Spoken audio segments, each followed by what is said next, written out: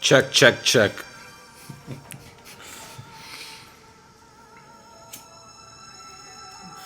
So, y'all, welcome to the Beck Test Show. This my nigga Pasha Sky, and we're here, Yes, I am.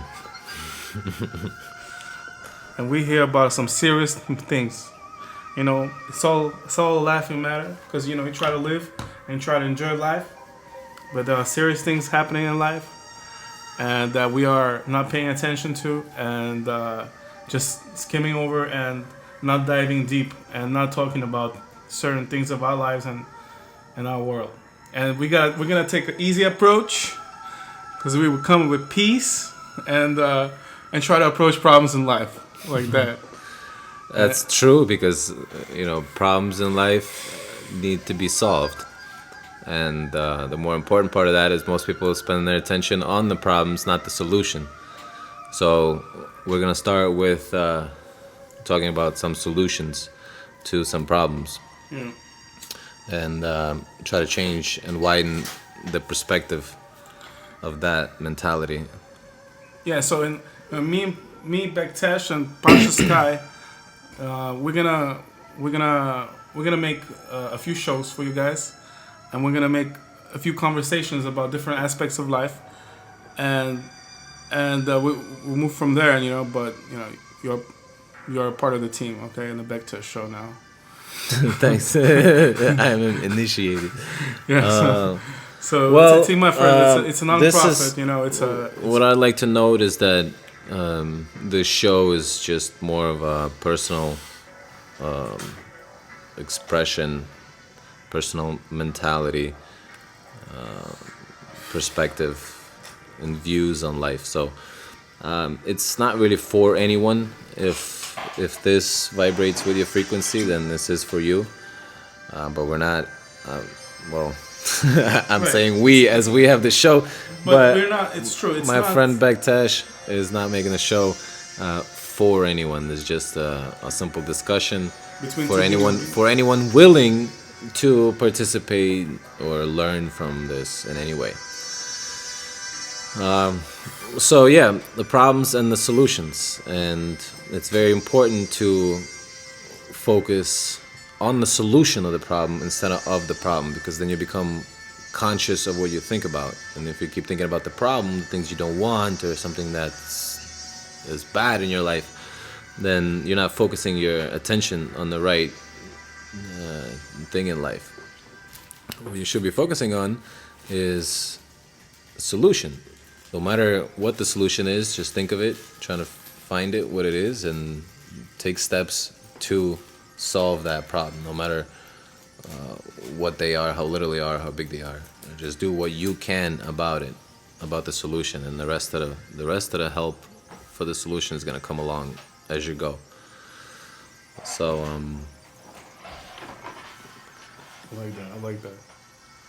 yeah, It's like sometimes we're like, oh, there's so much shit to do. I don't even feel like starting to do something. There's just like, it's like you feel overwhelmed. I feel like that's how I feel. Like I gotta go to court and file a motion or whatever, and I'm a little bit overwhelmed by the feeling of it, and and I find excuses not to do it, and it's like, well, the reason why I don't like it is 'cause it's an unpleasant experience to go to the court. yeah. But what makes it unpleasant? You've labeled it unpleasant, because from the mentality that you've been brought up with, from that perspective, then that's unpleasant to you because you've been taught that things like that are unpleasant and you're trying to avoid these or whatever.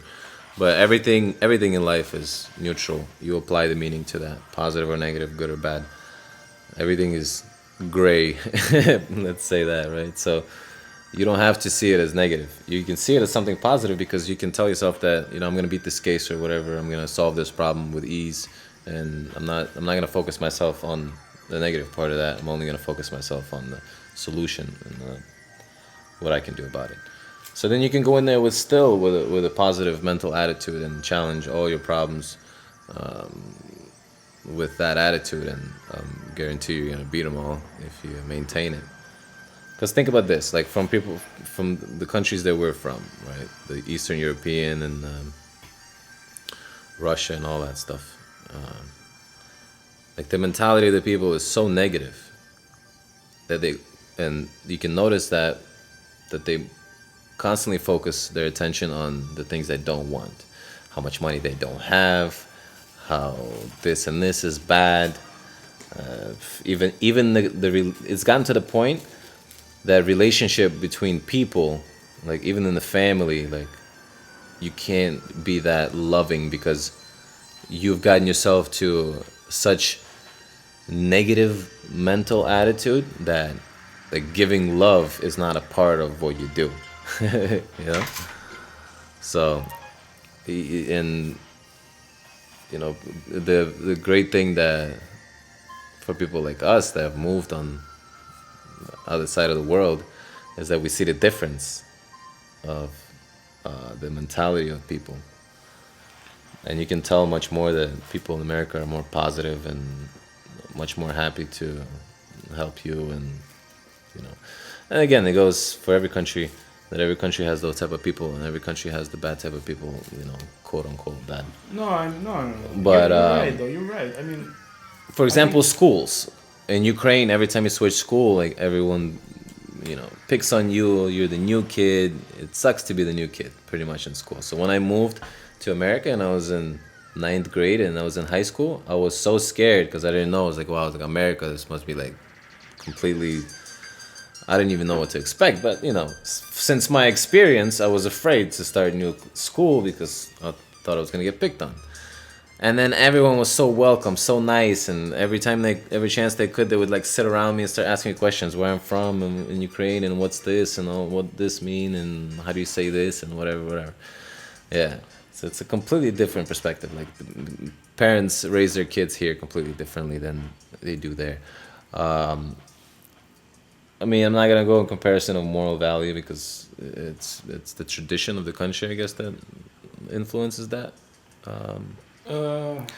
I mean, look. let's think about this. Like, I mean, yeah, people are great and they have that greatness within them because they're born from love, and you can't take that away from them. But whether they choose to use it and apply it, then that depends from the surrounding that they live in. Because everyone, let's face it, everyone, is born into their physical existence, and not being taught anything else beyond that. So everyone. Biases, Huh? no biases, prejudices, some kind of like. Well, no, we're born into a physical society that's not teaching us about anything that's interplanetary or metaphysical or anything like that. So we think that our body is what we are, and then when we die, we're gone. Most people think like that. Let's say most. 20% roughly of the population has woken up and become level 1 civilization, but still. Most people is what decides the consciousness of the planet and its existence, in a way. Right. Let's the way we treat that. life. Because I mean, Earth is going to change with or without them, so they're not really holding it back. But the state of society and the consciousness, overall consciousness, is affected by the community consciousness.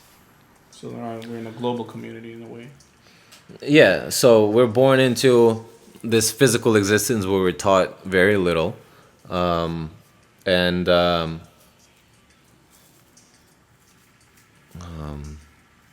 You mean we all given a chance to be good? You mean, is that what you're trying to say? I mean, we all have that goodness in. Oh, well, that's what I was saying. The differences in the people in the tradition in different countries. For example, let's take America. It's roughly 300 years old, not even, right? So the tradition of the new America. Not the United States. Mm-hmm. America is the whole continent. The United States is less than 300 years old. So the tradition of the country is there, but it's not highly developed because it's still young and new. It's like an 8-year-old girl. It doesn't know much, but it's still it is what it is. It still has the love in it and all that. Then, for example, let's take Ukraine or Armenia or any other countries that have over 1,000 years old. Like Ukraine is over 1,700 years old. So the tradition from the people and their experiences has grown, has evolved and developed to the point where it affects the mentality of the population. You know what I mean? That's why, well, one of the reasons that like the what do you call them in English? Lent, post, What is oh like post, post? Oh yeah, Lent. I think it's Lent. called Yeah, Lent. Yeah. So like you don't eat meat for 40 days, and then the way what you eat and how you eat it, it's kind of like a self discipline also, and it teaches a lot of things and changes your perspective on life. So that What is that? circles around back to the people and how they are and their mentality, positive or negative. Well, I'm sure that like there's some kind of chemical reason for Lent, for body chemistry and biology, because it must have some kind of cleansing. But I'm sure if everyone followed, Yeah, it Lent, does that. Yeah. I'm sure if the whole country did it, I think.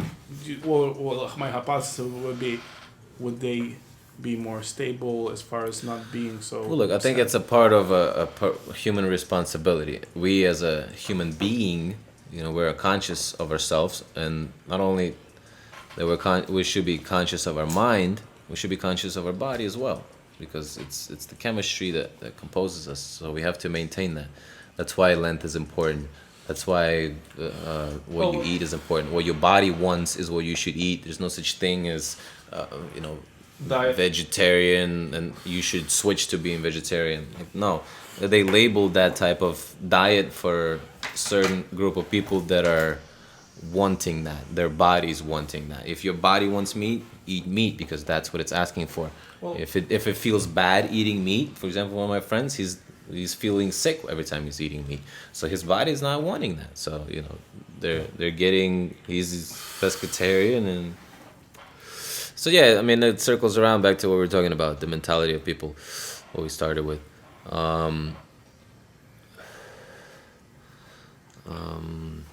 no, well, you were saying Lent and all that, and the chemical processes in the body, and America compared to Ukraine, and Well, I started with taking an approach of solving your problems by focusing on your solution of the problem, not the problem, because energy flows where attention goes.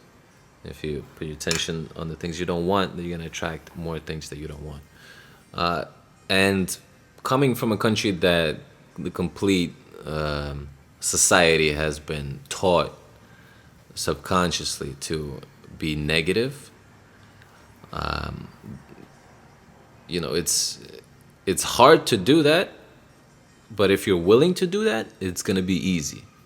Because for me, for example, like there was a certain time when I was sick of the idea that I came from poverty and that type of mental attitude, and I couldn't stand it. So it's like, I'm not gonna bear it, I'm gonna change it, and I'm gonna find whatever I need to find, to reach the level that I think I should be on and what I'm capable of. And that just opens up new doors of opportunity and knowledge, and you learn new things, and you learn a lot about yourself through that. So it's important. I think knowledge is important, education is important, and I'm not talking about only school, because you can go to school, and I have nothing against school or colleges. The only thing I have against them is that they're so darn expensive for no purpose. no, they're expensive and they have no purpose until. Yeah. But education's great. I think from Latin edu or something comes from like study from within, right? So it's not really the school process that you go to, the process of memorization, mostly in America, is that I lost train of mind, train of thought. Yeah, no, you can hear me. It's the study of your personal experiences. You know what I mean? 'Cause there's two type of knowledge. There's general knowledge, which is like basic knowledge that anyone would know, right? And then there's specialized knowledge, which is the knowledge based off personal experiences and interactions. So that's the specialized knowledge is what is really true because you have felt it, you've experienced it, you've been there, done that. So you can vouch for that and you can say that what it was. And general knowledge is, how many soldiers were in the Civil War on the South Side, like you don't have to know that. You can ask someone and they'll tell you. You can Google it and they'll find out. That's general type of knowledge. It's not that something pertains to you personally in your life, but it's knowledge. And you can learn that, and basically it'll be little pieces of puzzle that will add one day to the big picture that you need to learn. So it's always good to gain knowledge and any type of information, not judging it by labeling it bad or good or negative. Oh, then we shouldn't label like people studying history or philosophy just because they can get a job after college doesn't mean it's bad for them. What you're saying is okay. I see what you're saying. What do you mean? Because a lot of people go and they study history literature, and they graduate with a degree in literature, and then they can't really get a real job because most jobs looking for an engineer or something like that, and like a person that went to study literal sciences like literature people and doesn't feel valued. Something that I'm talking about is a bit of a higher level because it's more personal. Because look, if someone does that, that's their journey and that's what they're going through, and they should learn from that. But what you're saying is that the part with how the society has made it. Yeah, how the society doesn't value that kind of knowledge, and there is no economy around it, or it doesn't. It's not yet has roots. I mean, still people have to struggle and work in a restaurant with a degree, something. What I'm saying is, it shouldn't have a monetary value on it. People should study it because they want to learn about it. Exactly. I mean, why would you charge for education, especially so much? Wouldn't you want your citizens of your country to be smart and evolve and be the greatest country in the world, quote unquote? I mean, even though there is no such thing as the greatest country in the world, because it's one world, we're all together, and just separating us, it's doing more damage than good. Lines. We just speak different languages.